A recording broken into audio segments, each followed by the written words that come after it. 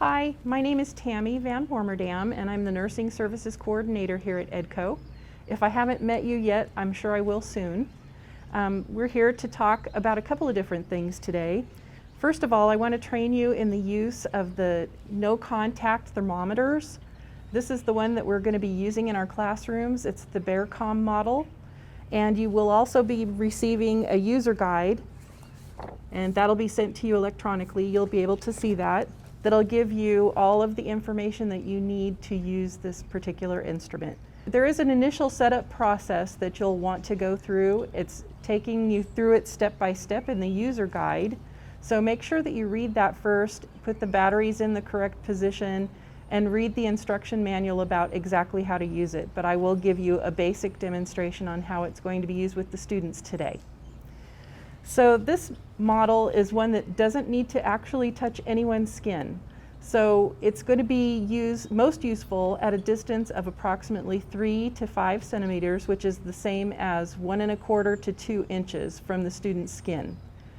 And what you would do after it's been set up, following the protocols in the user manual, you would turn it on by pulling on the trigger right here, and having the front of the thermometer approximately 1 1/4 to 2 inches from the student's forehead. And I can demonstrate that now. Okay, Dina is going to assist me with the procedure for how to take a student's temperature.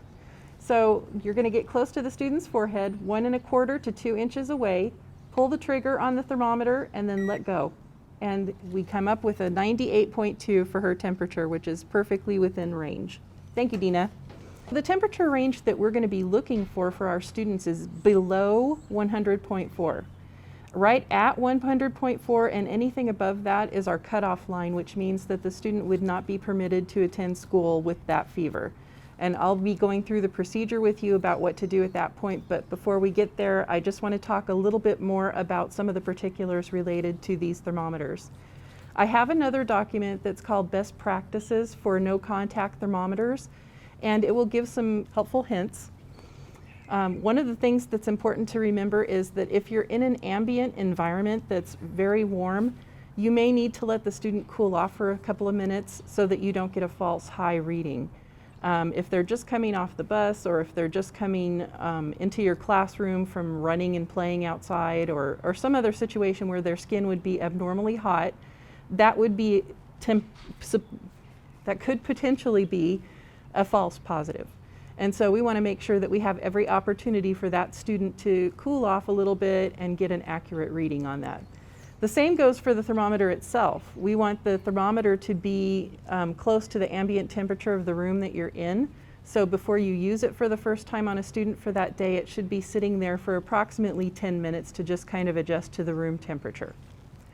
If you have those factors accounted for, some of the other things you might be looking for is if a student has lotion on, or if they're particularly sweaty, or other factors. A hat maybe might be something that would change the temperature of the student. Just take all of that into consideration when you put that final number down on the sheet.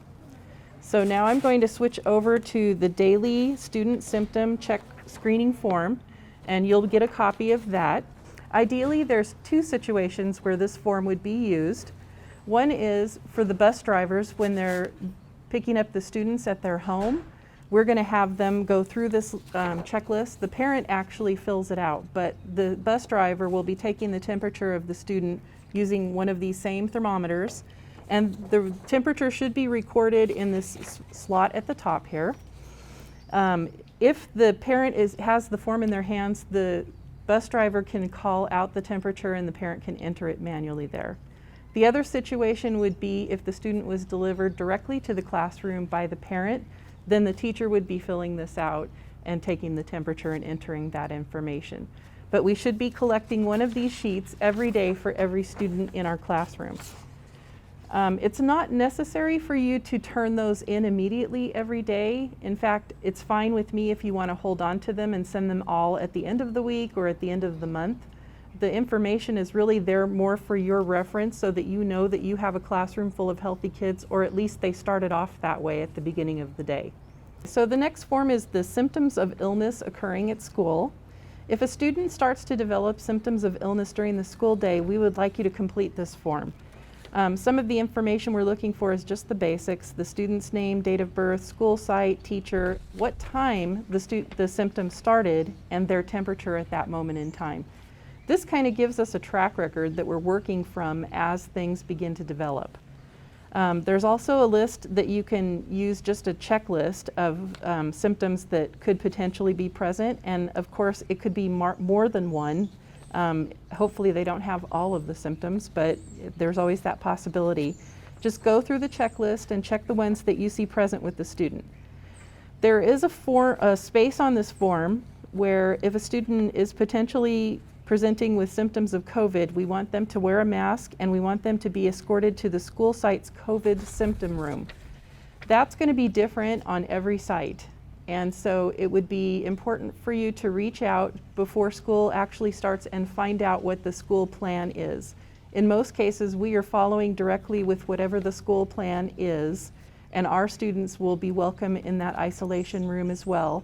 If there's a different plan, we want to make sure that you're clear about that before we actually have a case. So you can actually fill that information in on these forms and have it ready to go, just in case you have a student who comes up sick. For a serious injury or illness, staff will call 911 without delay and seek medical attention if COVID symptoms become severe, include persistent pain or pressure in the chest, confusion, or bluish lips and face. So those are some life-threatening symptoms. We haven't really seen any of those kinds of cases in this county, and I have my doubts about whether we will or not, but I need to include that information. Anytime you see someone who is struggling to breathe, obviously having some life-threatening symptoms, we don't hesitate to go ahead and initiate the 911 call. There's also some information that we want to collect from you in the bottom of this form.